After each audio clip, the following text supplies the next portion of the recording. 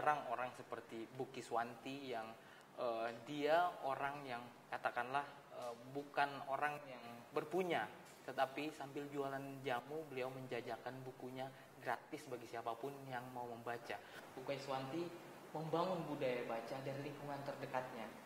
Nah itu susah nggak Bu, sambil ngejot gitu atau sambil ngelayanin jamu, sambil minjemin buku itu? Banyak keberuntungan yang saya peroleh. Oh gitu ya, malah iya, jadi satu sehat, kedua saya bisa teriak-teriak jamu, buku.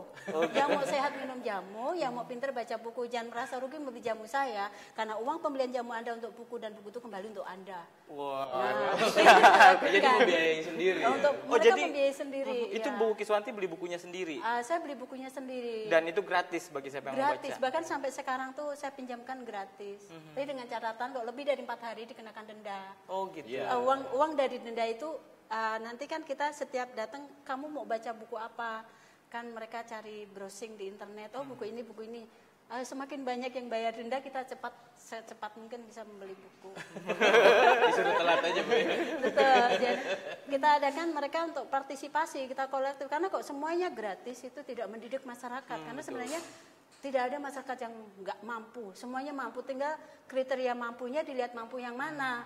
Ataukah mampu setiap hari makan daging ayam, ya enggak. Tapi kan setiap hari dia bisa merokok minimal. Merokok itu kan nggak sadar ya, sehari 10, 20 nggak sadar.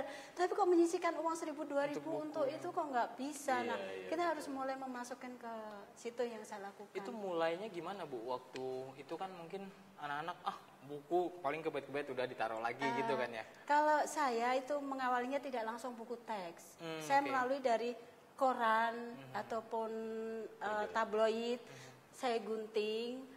Anak dilibatkan gunting dengan karton bekas, kita tempel, kita kasih lubang, diikat dengan rafia, jadilah sebuah buku. Nah dari situ mereka sudah menghargai ini karya mereka. Nah akhirnya saya sampaikan ke mereka bahwa sebuah buku itu melibatkan banyak orang, yang menulis, yang editor, yang layout, yang menerbitkan, yang mengedit. Nah itu melibatkan banyak orang, terus yang menjual.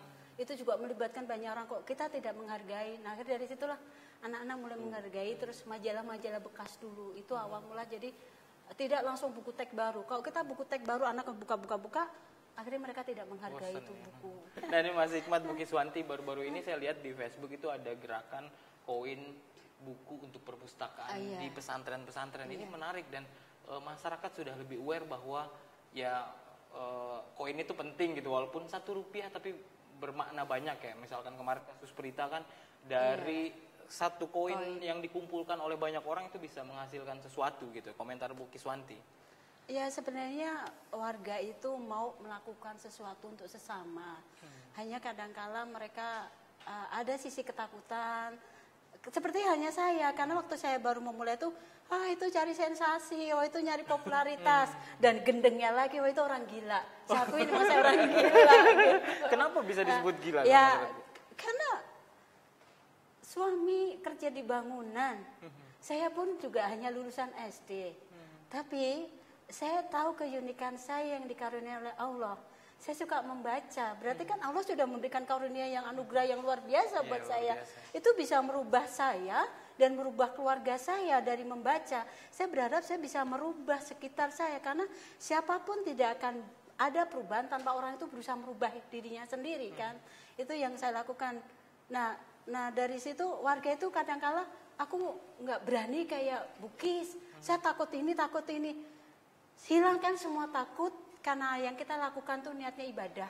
Kita bukan untuk mencari penghargaan biar dihargai orang atau dipuji orang, tapi yuk sama-sama kita mencari keridhaan Allah. Kalau keridhaan Allah, kalau kita membaca kisah Nabi Muhammad SAW aja yang sudah disucikan hatinya dari usia 12 tahun, beliau tuh masih dihina, dicaci, dicaci maki, apalagi kita sebagai sosok manusia yang sebagai umatnya, itulah teladan kita Rasulullah. Nah dari situ yaudah akhirnya yang saya kesendirian dari tahun 97 hingga 2004 akhirnya mulai berdatangan teman-teman, dan saya sekarang dibantu oleh 16 relawan.